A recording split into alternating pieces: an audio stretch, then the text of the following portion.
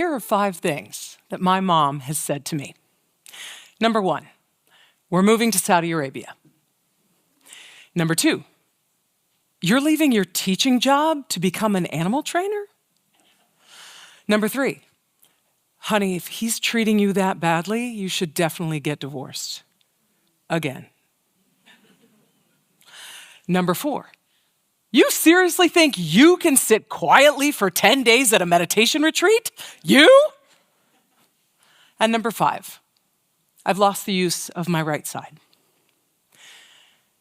My life of dancing in unfamiliar started when I was 8 years old, and my dad was offered a job managing a Marriott hotel in Saudi Arabia. Now, I was a kid, my family was going, so I went. I didn't have a choice. But my mom had a choice. She was a small town girl from rural Ohio, and she agreed to go to a country where she couldn't drive, she wouldn't be able to have a job, she was going to be raising 2 children in a country with a very different culture, and she didn't speak the language, she didn't know anyone, and there was no alcohol. But she knew the value of putting yourself in unfamiliar situations. She and my dad had moved to Germany when he was in the army, and they learned such amazing things as they traveled through Europe that they wanted that for their children. And so despite protests from family and friends, we packed up and headed into the unknown. For 7 years, we lived in Saudi Arabia, we lived in Cairo, Egypt, and we lived in Athens, Greece. And then after I sowed my wild, rebellious oats a little too hard my freshman year in high school, they sent me to boarding school. And I say they sent me, but the Interlochen Arts Academy is an amazing school. I was thrilled to be there, but I was still 5,000 miles away from my family, who had been the only constant in all of the moving and all of the travel adventures. I was completely alone in a new setting. And here's where the brilliance of my parents' plan to take us overseas came in. Because I was so accustomed to being in unfamiliar places and meeting new friends, I was able to acclimate very quickly to my new school, and I had an amazing 3 years. Then I went to college, and I became a teacher of kids with special needs, and I got married. And I had this amazing dream of a house with the white picket fence, and summers off, sipping iced tea, watching the kids play in the yard with the dog. But it didn't quite work out that way. After about 6 years, I walked out of the courtroom having finalized my divorce and headed off for a new life all by myself for the first time as an adult. I was in Tucson, again, 2,000 miles away from my family. But as I was moving into my new apartment, I realized I hadn't even thought twice about starting a life on my own. I mean, I had made friends with the children of royal Saudi Arabians in the pool where my dad worked at the hotel. I had figured out the public bus system and rode around Athens by myself as a 13-year-old. And I confused a very patient Egyptian street vendor when I mixed up the Arabic word for souvenir with the Arabic word for cabbage. But at least in Tucson, I knew the language. And I realized that by being in so many unfamiliar situations all my life, I was prepared for this situation that I didn't pick and I didn't necessarily want. And that's when I started intentionally seeking out unfamiliar experiences. Like in 1998, I was a few years into my teaching career, and I was comfortable with it. I knew the job. I was comfortable with the security of the job, but I wasn't happy. I was unfulfilled, and I felt like there was more that I could get out of my career, but I didn't know what it was. Now that spring, we went on vacation, and we went to SeaWorld. And as I sat in the front row at the killer whale show, soaking wet from the finale jump, I was giddy because I realized that my childhood dream of working with animals was absolutely a possibility. So as soon as I got home, I started researching, what do I need to do to become an animal trainer? I started volunteering at the New England Aquarium. I would go in and scrub sea lion enclosures, and then I would thaw and weigh and cut up thousands of pounds of fish for them to eat, and then I'd go back and scrub some more sea lion enclosures. And I didn't know if this gamble would pay off, but I got to watch the trainers do their jobs, and I learned what they did to become a trainer. And within a year, I was officially hired as a trainer of seals and sea lions. Because I was willing to walk away from the comfort of my old job and move into the unfamiliar, I was rewarded with one of the most fun jobs that I've ever had. And so as I moved through life, I started realizing taking on unfamiliar experiences in a very intentional way was a great way to do that. Even though these days, as I get older, I'm starting to appreciate the value of comfort and familiarity. Like, it's awfully nice. But I still put myself in unfamiliar situations just so that I can maintain that muscle. And it is kind of a muscle, that discomfort muscle. It's actually a brain structure. So there's a part of your brain called the anterior midcingulate cortex, and it does a lot of things, one of which is to develop your tenacity, your ability to push through uncomfortable, tough experiences that you might not want to do. And so by intentionally seeking out unfamiliar experiences, you strengthen that part of your brain so that you have the strength to get through life's next wrecking ball. So when I attempted to complete a 10-day fully silent meditation retreat, where I was supposed to sit still for 10 hours a day, clear my mind, and ignore the fact that my legs were falling asleep, I was strengthening my ability to bounce back when my role was eliminated. I found myself without a job.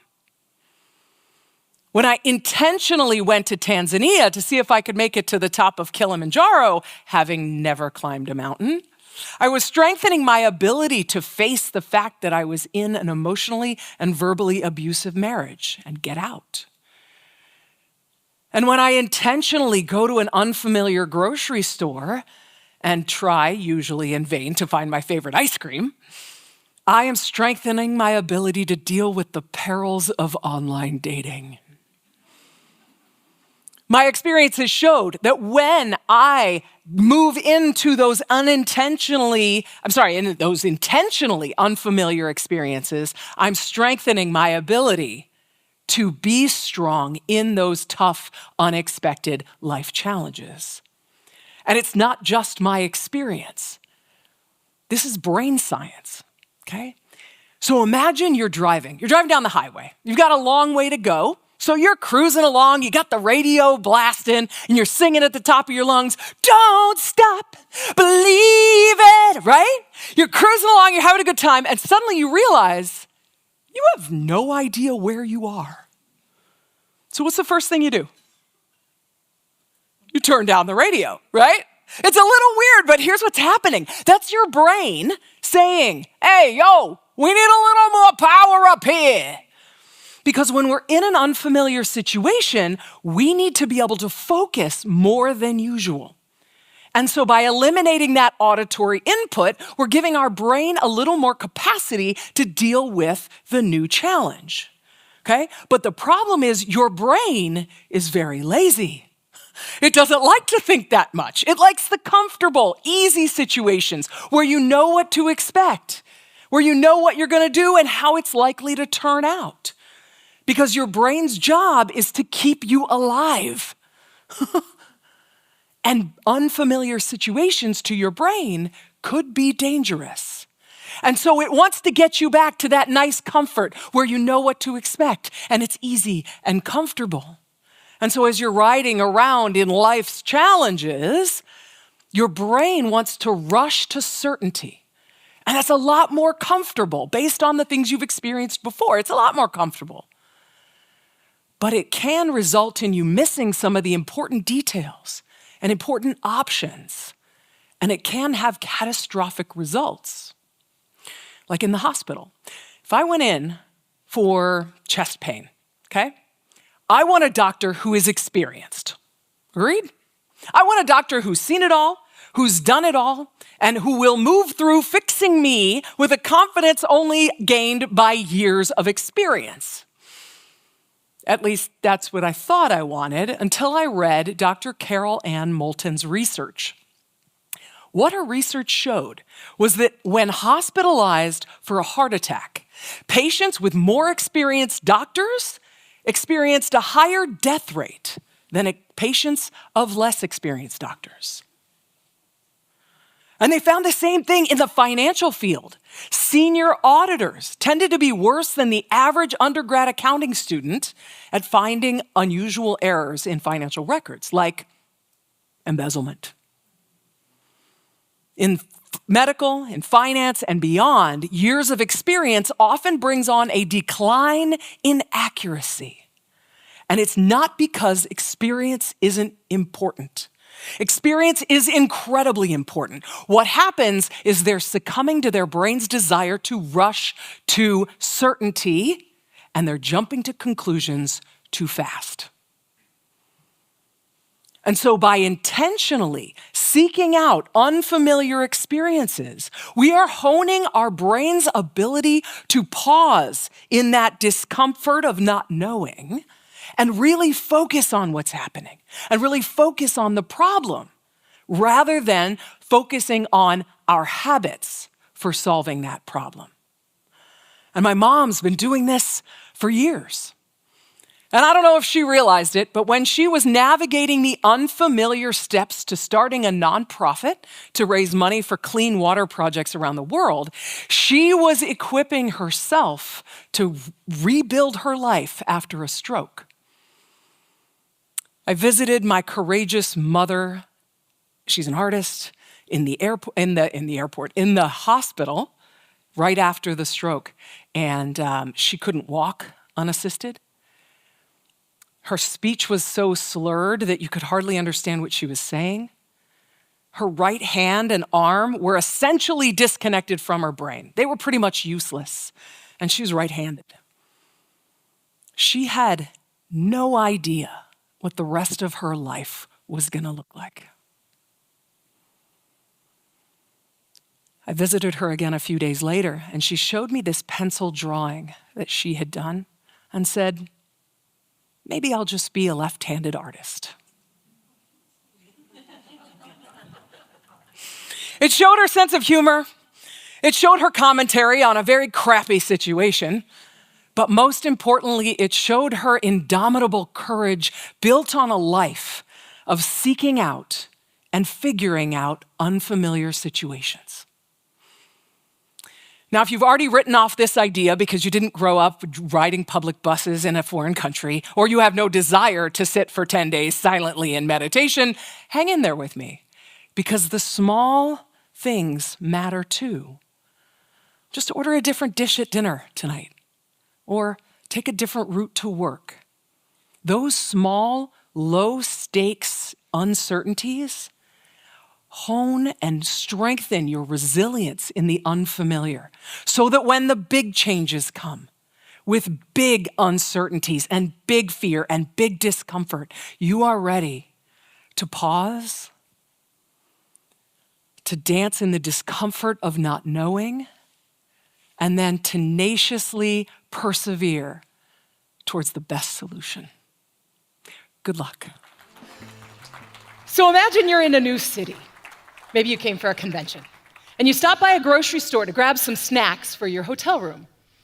And as you walk into the store, your awareness intensifies. You notice the gleam of the lights off the polished floor. You smell some bread baking in the bakery to your right. You go to where you think the produce should be, and you realize that's where the prepared foods are, and then you get curious. Okay, where's the produce, and why isn't every grocery store set up the same? And then you walk over to the chip aisle, and you can't find your favorite can of Pringles, but you do see a bag of crisps that you've never tried before, and you wonder how those taste, so you grab that, you put that in your cart, and as you're walking towards the checkout down the wine aisle, you see a few familiar labels, and then you hear the squeak, squeak, squeak, squeak, squeak of a cart in the next aisle over. You wouldn't recognize that stuff at home.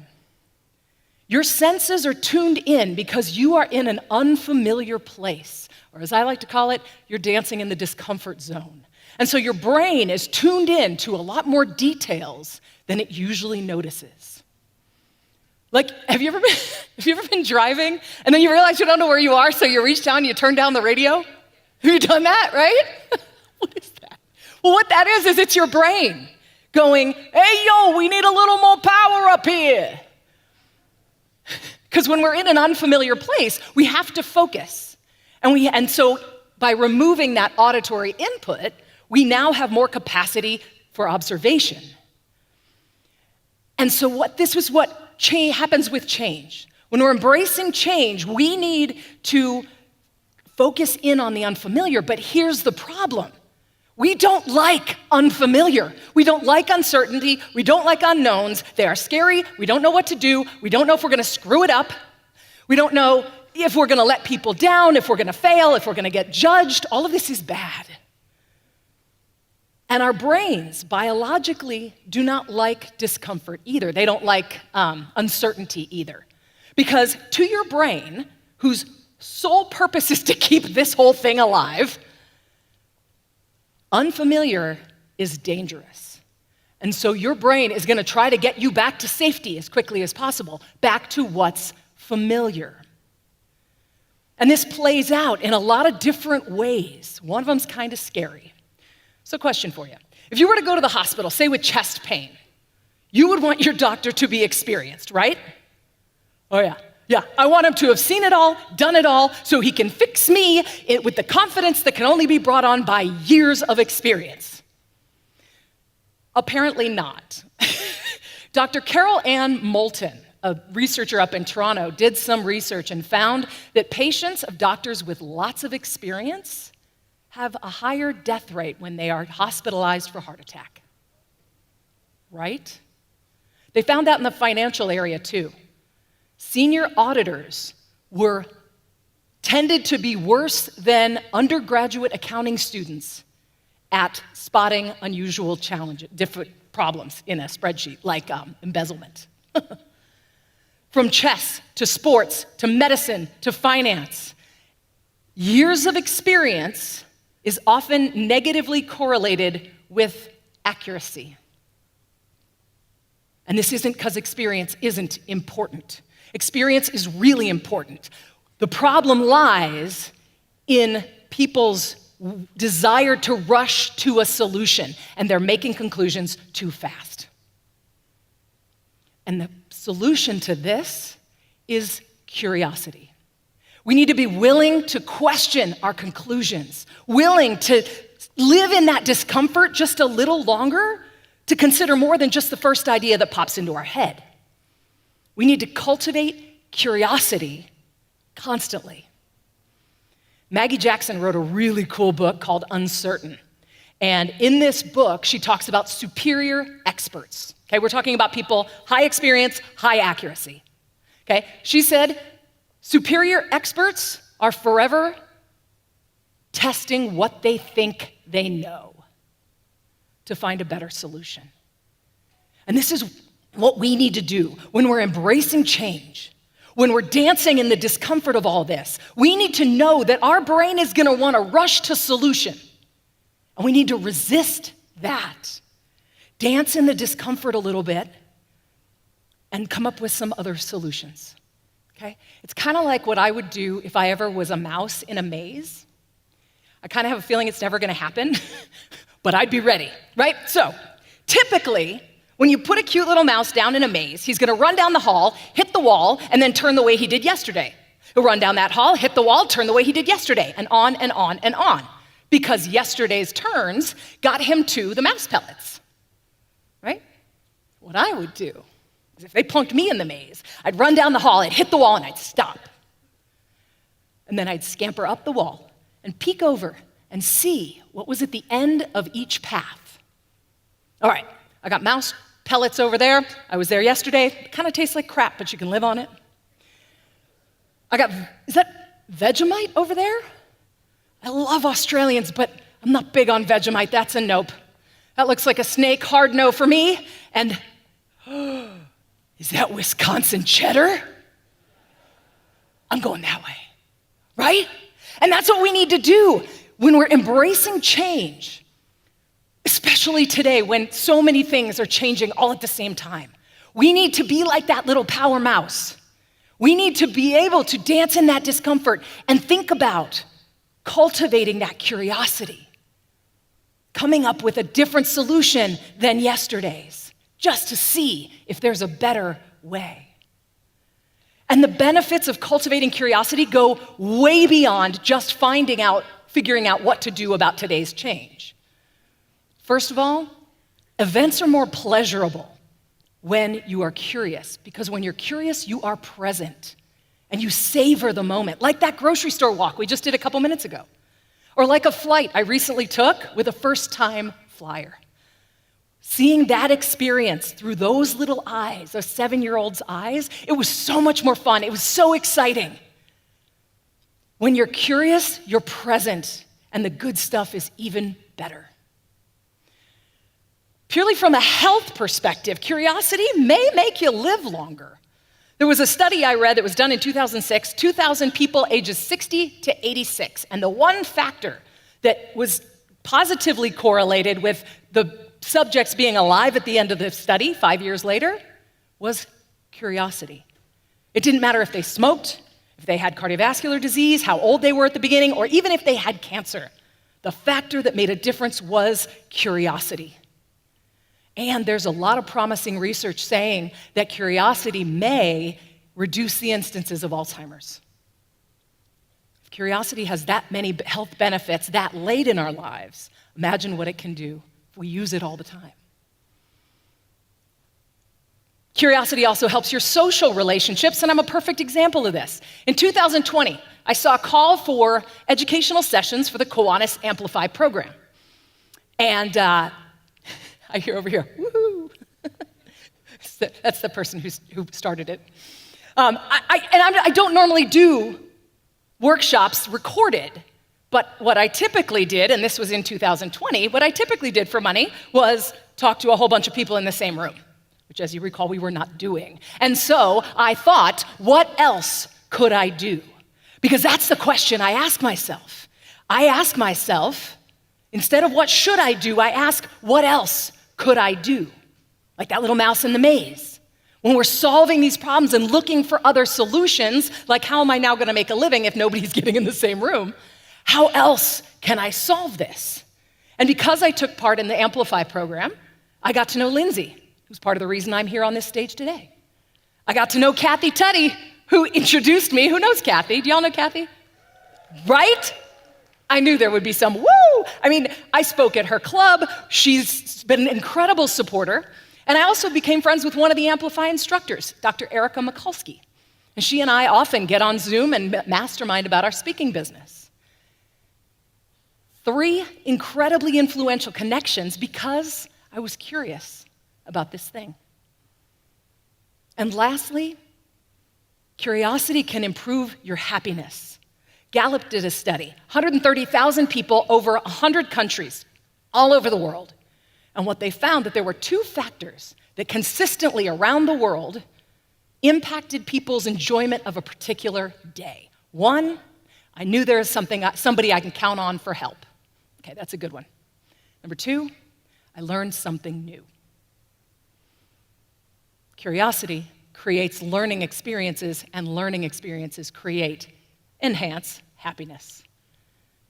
Change is hard. We don't like it.